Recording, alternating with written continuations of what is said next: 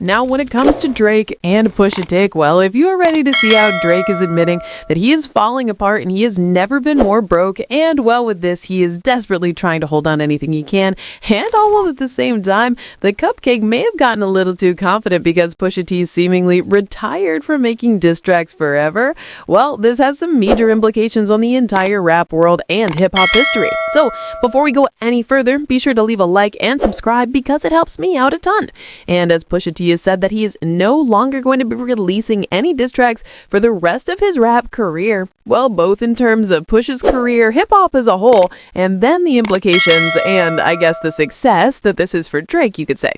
What we're seeing in hip-hop is a declaration from one of the best rappers in the game right now and one of the best rappers of all time that is bound to change a lot of the ways that these soft rappers who have not aligned with him and who have actively tried to step on his run in everything he has done as a solo artist, in clips we'll talk a little more, and act a little tougher. Before we get into that, and now Drake is just having an all-time cringe moment as well. He is admitting that he is a legacy act, and, well, the only thing he has to hold on to is what he did 15 years ago. What we need to look at is a statement that Pusha T released, which is addressing the future of him in rap, and specifically the future of him making diss tracks, in which he said this: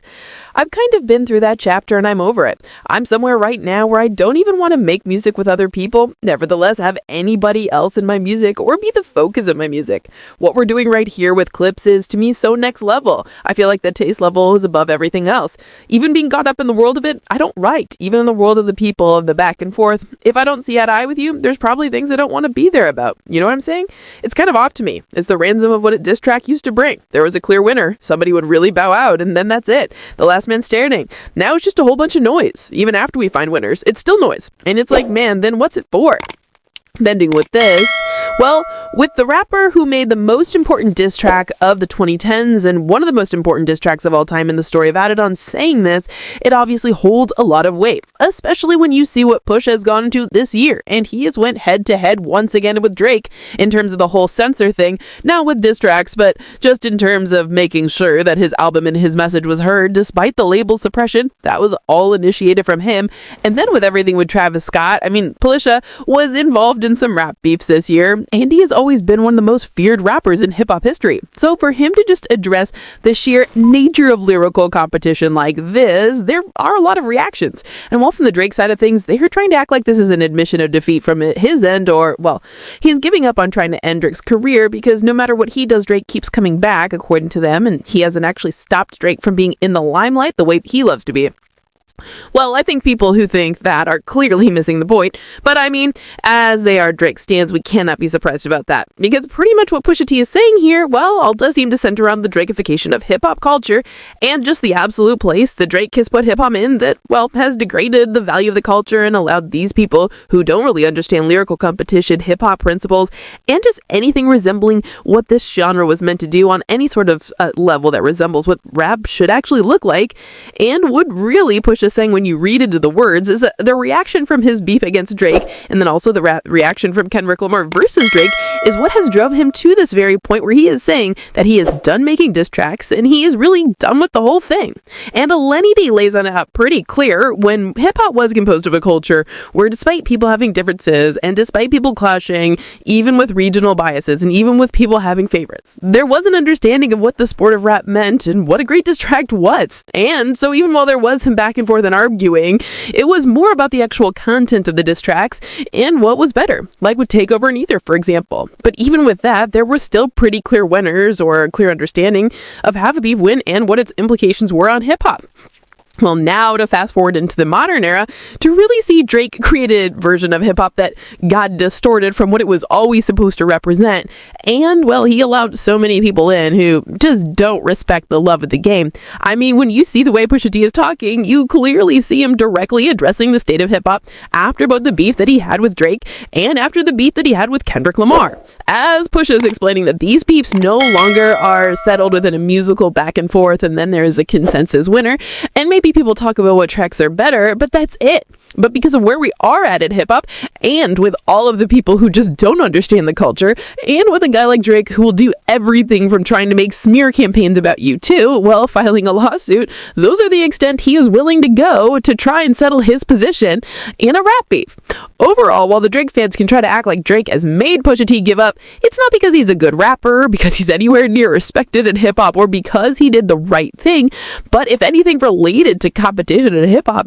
it's because of the exact opposite reason. Because everything that has went down with Pusha T and his beef with Drake, I mean, when you see what the industry did to him, and it was all due to Drake's crash out over getting exposed the way he did, you can't blame Pusha T at all. Facts of the story of Adidon, aside from winning him the beef against Drake, showing that he is arguably the most feared MC of all time, and while just humiliating his opponent and showing the culture and everybody who wants to live in reality, well, just how much of a loser the guy is on the other side of things. In terms of Pusha's career as an artist, and that's ultimately is his job and profession and what he needs to do well to support his family and to do what he loves, the issues that this track ended up stirring for him behind the scenes ultimately took him almost a decade to escape from. And even then, he is still facing the reality of it today, as it has completely altered the state of his career since 2018. And if you don't know, and for the Drake stands, this is important, what I am referring to is how after this track came out, Drake FMG pretty much crashed out to UMG, which now, while Drake is Republic Records, UMG both has Republic under them and Def Jam, which is where Push It was on, and seemingly they made sure that Pusha T was not a part of any releases that Drake didn't approve of, and that anything that was perceived as an anti-Drake song, statement, or diss, well, just could not be cleared and put out. And this really did affect Pusha T, and that really did remove him from just a lot of things and opportunities, and we only really know some of it, as from being removed from Pop Smoke's Aims for the Moon Deluxe album on a track that was highly anticipated, to literally then not being able to release solo albums and certain songs the way he wanted to, because there were these things that Pusha T explained after the Story of Adidon came out, where pretty much Def Jam shut up what they told him were lyric committees, and they would read all of his songs, see what he was saying, and then mysteriously tell him, not in writing but in person, well, lyrics that he had to remove from these records because they were either being perceived as something that could go against Drake, or what we saw with Chains and Whips in the Clips album and that Kendrick Lamar collab as a whole. Well, they didn't want to directly say that they didn't want to face the optics of Push T and Kendrick Lamar being on a song together, so they made up some other ridiculous reason and bold-faced lie to just tell Push It that there was no way that he and Kendrick were going to release a song together. Well, ultimately, with this, we saw Pusha T literally get into an arc in his career, which lasted from 2018 all the way to 2025. And, I mean, it didn't just limit the amount of opportunities and songs that he could actually put out and features he could appear on, because Drake was really limiting how much exposure he could get and how much he could express himself within his own verses. But then Pusha T ultimately had to go out of pocket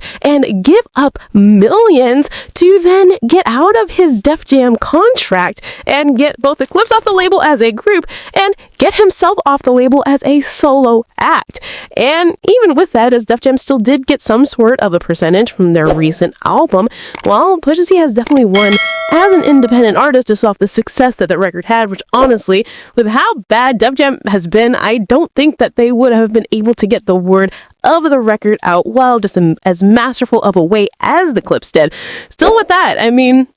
you see how Pusha T is still facing the consequences of what went down today, as for all of the success he has had and for everything he has accomplished, Def Jam and the label system that controlled him because of Drake is still taking a cut of a project that they didn't even want to put out. And so just with that, I think all of this needs to be very clear. And when it comes to Pusha T retiring from diss tracks, first off, I think if one of you guys comes out and this is Pusha T in a really disrespectful way, he is going to go right off of this and he is going to come right back out and end your career. But I think what Pusha T is really saying here and declaring here is that in an industry where he is often villainized by these big rappers who have huge egos and who are protected by the industry because, well, they are puppets of the machine, he doesn't want to go against them anymore. Not because of any reason around the actual competition and art of it all, but because of how these guys like to play games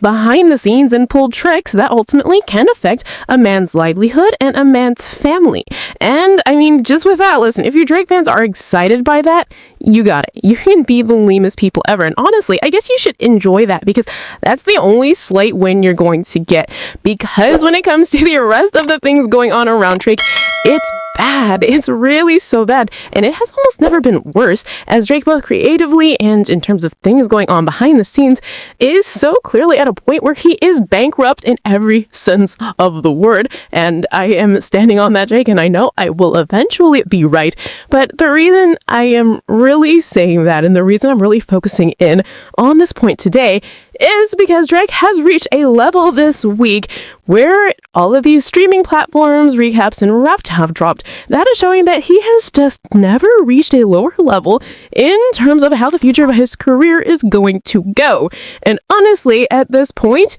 we really almost are at a level where we need to classify Drake as a legacy act. Because if we break down the numbers and break down what is pushing everything up for him, I mean, if your back catalog or the first half of your career is doing all of the heavy lifting, meanwhile the new work you have made is doing absolutely nothing, we can't just consider you a new actor or somebody who's even slightly relevant in terms of being an actual artist who is contributing to the musical ecosystem. And what I am referring to is the absolute meltdown crash out that Drake has tried to have in his weird gotcha moment all this week, where he is laughing at everybody that his albums that he doesn't even own the masters to and that he is almost getting nothing from, well, are making him the most streamed artist in the world. And again, I'm not taking away from what those albums are doing in terms of the numbers, because when you look at the success of a record like Take Care, I mean, The Weeknd and Kendrick Lamar and everybody else who contributed so much to that record really did create a body of work that, well, stood the test of time way more than all the other Drake albums did. But to just celebrate the things that are carrying you when you're getting nothing from them,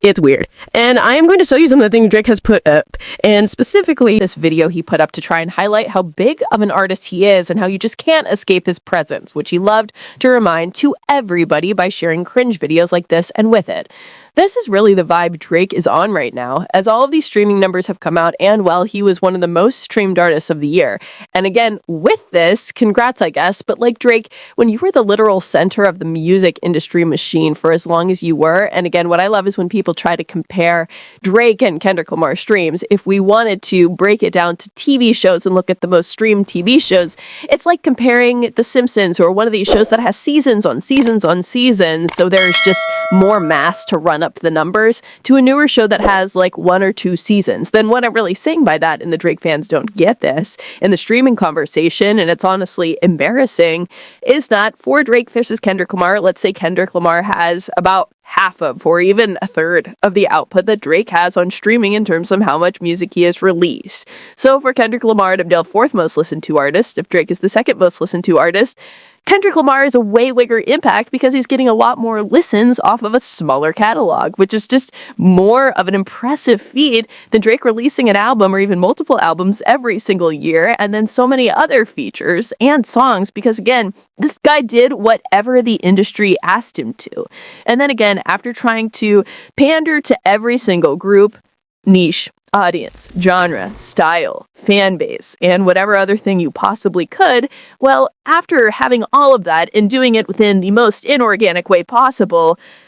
bragging about it. And for Drake, one of the points I've been trying to talk about recently and really just make a bigger and bigger point of emphasis is the whole loss of intellectualism in hip hop, and really just this clash that we were seeing right now of just one group of people who like this genre and want to think, and want people who pretend to like a weird version of this genre. And well, they get mad at you if you even have the slightest train of thought at all. And with what Drake is doing here, well, he is showing why he is one of the most anti-intellectualism artists in all of the hip-hop space right now. Because, well, if you just think slightly about what it is happening here and just see the discrepancy in catalog size between Kendrick or even Tyler, the Creator, because he was on some of these lists, between what he is doing, you just see that if Kendrick or Tyler had the catalog size that Drake did, and they had as much music and as many spaces as he did, and they just had half of the quality that they do now, they would literally be running galaxies and circles around this guy in every way possible. And so just with that, when you see the landscape of hip-hop and where everything is at, Drake can have his moment, I guess. If this makes him happy, good for now, because honestly, all this guy is going to be able to do is hold on to these awards that his back catalog, which there's distinct teams and employees for UMG and for Republic Records, whose sole jobs are to make sure that songs from Take Care and Views and all the projects in between those, well, are always getting streamed, are always staying relevant, and are always coming back up to have resurgences, which is why you always noticed random Drake songs from that time gaining traction day by day. And again, that's not just because those records captured something that the new Drake records can't come close to, but it's also because they're probably getting like 90% of what's coming out of those projects, and Drake's probably not even getting the remaining 10. And so just with that, I love what Drake's doing here. I really love how he's trying to lie his way into making us believe that he is the biggest artist in the world, and well, that his catalog actually means something significant other than being a synthesized piece of garbage the industry has been using as one of their biggest puppets for so long. And so with all this stuff, whether it's celebrating Pusha T, saying that he's getting off diss tracks, at least for now, and it's only because people like you have ruined the rap game because of how soft you are, and not in the terms of the art of it all, but at the industry side of things, or it's while celebrating your old catalog getting you to a top spot in the streaming game. And well, we all know that because we see the numbers you're doing week by week, and the only thing that's really pushing you up is Take Care and Views, and while all that new music is making little to no hype, well, altogether, Drake, you can have all this, because we know in this little interview season we are in hip-hop right now, and people stop talking, celebrating, or in your case, lying about how successful they are, all in this elaborate distraction to hide the fact that your career is in shambles, everybody's going to see what's up. And when they do, things are only going to get terrible. And just remember, well, Pusha T said that he is going to be taking a step back from diss tracks for a while, and it's only because you guys have made it lame. Just know that if you say the wrong thing and you go too far, he will come back out, and I'm sure he will drop another diss track that is even worse than you could ever expect. And so yeah, that's all I got. Let me know your thoughts on everything that's going on with Drake right now. Just the shambles and downfall that he is really facing. And what do you think about Pusha T making this statement that he has done with diss tracks? Because really, I do think this is a huge statement considering who this is coming from, what type of impact he has had recently in both competitive hip-hop and in the genre as a whole. And I wonder if this is showing a larger industry sentiment that has been all based around the soft rapper industry puppets who have tried to rig the game and will fake all the influence. Now listen, if you made it to this point in the video, thank you so much. Be sure to leave a like and subscribe. It helps me out a ton, and I can't thank you enough. But listen, if you want to see how right before this, well, we got some huge news about the future of Kendrick Lamar's career, and well, we know that a tour is probably coming in 2026, and an album may be on the way as well. Well, that's all I'll say right now, but there is a lot more, and it is more excited than that even. So make sure to check out the suggested video.